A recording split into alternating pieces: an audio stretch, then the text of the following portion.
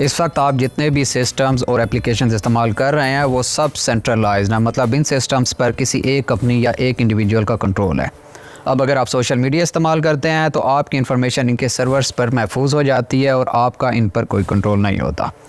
इस तरह बैंकिंग या किसी भी हुकूमती इदारे की ऑनलाइन सर्विसेज भी सेंट्रलाइज्ड हैं, यानी वो ऑनलाइन सर्विसेज या एप्लीकेशन इसी इदारे के अपने कंट्रोल में होती हैं। अब अगर यहाँ लेन देन में किसी लेवल पर करप्शन होती है तो इन एप्लीकेशंस में एडमिन्स के ज़रिए टेम्परिंग कराना आसान है। आप सिर्फ एक ब्लाइंड ट्रस्ट पर इन सिस्टम्स का इस्तेमाल कर रहे होते हैं और आपको पता भी है कि आपका ट्रस्ट ब्रेक हो सकता है, मगर हम सब की ये मजबूरी है क्योंकि इसके अलावा हमारे पास कोई हल भी नहीं होता। अब इसके बिल्कुल अपोजिट एक टर्म यूज़ होती है डिसेंट्रलाइज्ड प्रोग्राम्स या सिस्टम, मतलब ऐसे प्रोग्राम जिसे कोई एक पार्टी कंट्रोल नहीं कर रही होती तो ना ही इसकी ट्रांजैक्शंस को टेम्पर किया जा सकता है या छुपाया जा सकता है। इसकी इन्फॉर्मेशन ट्रांसपेरेंट होती है और किसी एक फ़र्द वाहिद के हाथ में नहीं होती। यही फीचर्स ब्लॉकचेन के हैं। इस ब्लॉकचेन पर बिटकॉइन काम कर रहा है, बल्कि सारे क्रिप्टो करेंसीज़ के नेटवर्क्स इसी ब्लॉकचेन को इस्तेमाल कर रहे होते हैं और ये डिसेंट्रलाइज सिस्टम है, यानी किसी एक अथॉरिटी या फ़र्द वाहिद के कंट्रोल में नहीं है।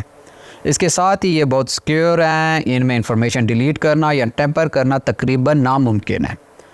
अब वो कैसे, इस वीडियो में हम डिटेल में यही डिस्कस करने जा रहे हैं। मेरा नाम है मज़ाहिर अब्बास और मैं आपको मज़ाहिर टेक जोन में वेलकम करता हूं और प्लीज़ ये चैनल ज़रूर सब्सक्राइब कर रहे हैं, बेल आइकन को भी हिट कर दें ताकि आने वाली अपडेट्स आपको मिलती रहें। ब्लॉकचेन बुनियादी तौर पर मालूमात को यानी डाटा को स्टोर करने का एक तरीका है। आप ऑनलाइन जो भी काम करते हैं, वो सोशल मीडिया पर पोस्ट हो या किसी बैंक की ट्रांजैक्शन हो, तो आपका सारा डाटा किसी न किसी शक्ल में इन कंपनीज या बैंक्स के डेटाबेस में स्टोर होता रहता है। इस तरह ब्लॉकचेन भी मालूमात स्टोर करने का एक तरीका है।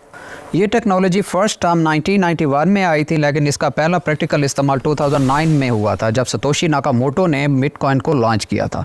लेकिन अभी तक ये किसी को पता नहीं है कि सतोशी नाकामोटो कौन है। बहरहाल उसने ब्लॉकचेन टेक्नोलॉजी इस्तेमाल करते हुए बिटकॉइन को इस पर लॉन्च किया था और तब से अब तक काफ़ी सारी क्रिप्टो करेंसीज लॉन्च हो चुकी हुई हैं और पिछले कुछ सालों से इनका बहुत बूम है। अब देखते हैं कि ये ब्लॉकचेन कैसे काम करता है और उसे क्यों डिसेंट्रलाइज्ड कहा जाता है। ब्लॉकचेन एक डिस्ट्रीब्यूटेड लेजर है और लेजर को समझने के लिए हम स्टोर की मिसाल लेते हैं।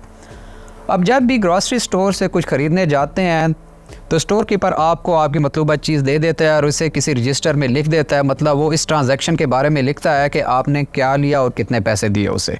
अब इस सामान के आने जाने का रिकॉर्ड वो जिस रजिस्टर या डायरी में लिखता है, इस रजिस्टर को हम लेजर बोलेंगे।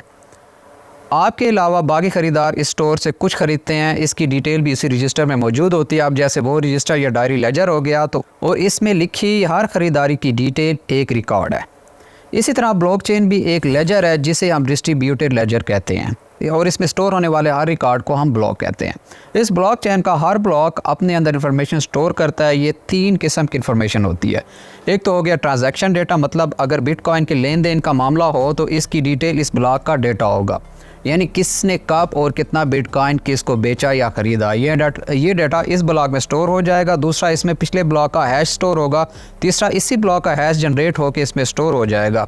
इसी तरह हर ब्लॉक में इंफॉर्मेशन स्टोर होती रहती है और हर ब्लॉक पिछले और अगले ब्लॉक से लिंक्ड रहता है और ये चेन बनती जाती है और इसी वजह से इसे ब्लॉकचेन कहते हैं। हैश एक इनक्रिप्टेड वैल्यू होती है जो नंबर्स और इन्फॉर्मेशन का एक टेक्स्ट होता है। अपने ब्लॉक के लिए फिंगरप्रिंट जैसा काम करता है ये हैश, और ये हैश इन ब्लॉक्स की पहचान भी है और एक ब्लॉक का हैश दूसरे हैश से बिल्कुल यूनिक होता है। अब इस ब्लॉकचेन का जो पहला ब्लॉक होगा, जो अब चूँकि उससे पहले कोई ब्लॉक नहीं है तो इसमें सिर्फ अपने ब्लॉक का डेटा और उसका हैश होगा और इस पहले ब्लॉक को हम जेनेसिस ब्लॉक कहेंगे। अब देखते हैं कि ये ब्लॉकचेन डिसेंट्रलाइज्ड कैसे है और क्या चीज़ इसे बाकी सेंट्रलाइज्ड सिस्टम से अलग करती है। पहली बात तो ये है कि ये ब्लॉकचेन एक सिस्टम, एक सर्वर या एक नेटवर्क पर मुश्तमिल बिल्कुल नहीं है, बल्कि ऐसे प्रोग्राम्स बहुत सारे सिस्टम्स पर एक ही वक्त में पैरेलल चल रहे होते हैं। ब्लॉकचेन नेटवर्क के हर कंप्यूटर या सर्वर को हम नोड कहते हैं और हर नोड में इस ब्लॉकचेन की एक कॉपी मौजूद होती है। जब भी कोई नई ट्रांजैक्शन होती है तो इस नेटवर्क में मौजूद कोई एक सिस्टम या नोड इसको वेरीफाई करता है और बाकी तमाम सिस्टम्स भी इस ब्लॉकचेन को वेरीफाई करके इसकी एक कॉपी अपने पास महफूज कर लेते हैं और हर नई ट्रांजैक्शन इसी तरह ऐड और अपडेट होती रहती है। अगर मैं बिटकॉइन की बात करूं तो आप अपने कंप्यूटर को भी इस बिटकॉइन नेटवर्क का बिटकॉइन ब्लॉकचेन नेटवर्क का हिस्सा बना सकते हैं और टेक्निकली कोई आपको ऐसा करने से नहीं रोक सकता। और इसी वजह से ब्लॉकचेन एक डिसेंट्रलाइज्ड प्रोग्राम है। कोई एक सर्वर या नोड इसको ऑन नहीं करती, बल्कि ये फ्लॉलेस चलता रहता है। अगर कोई एक या काफ़ी सारे कंप्यूटर्स इस नेटवर्क से निकल भी जाएँ तो भी इसे फ़र्क नहीं पड़ता और इसमें कोई भी कंप्यूटर ऐड किया जा सकता है। यह है ना मज़े की बात। इस सिस्टम की खूबसूरती एक ये भी है कि अब एक भी ब्लॉक का डेटा तब्दील या डिलीट नहीं कर सकते। अब जैसे हर ब्लॉक में पिछले ब्लॉक का हैश भी उस ब्लॉक का हिस्सा होता है। अगर एक ब्लॉक का डेटा तब्दील किया भी जाए तो इसका हैश ऑटोमेटिकली तब्दील हो जाएगा।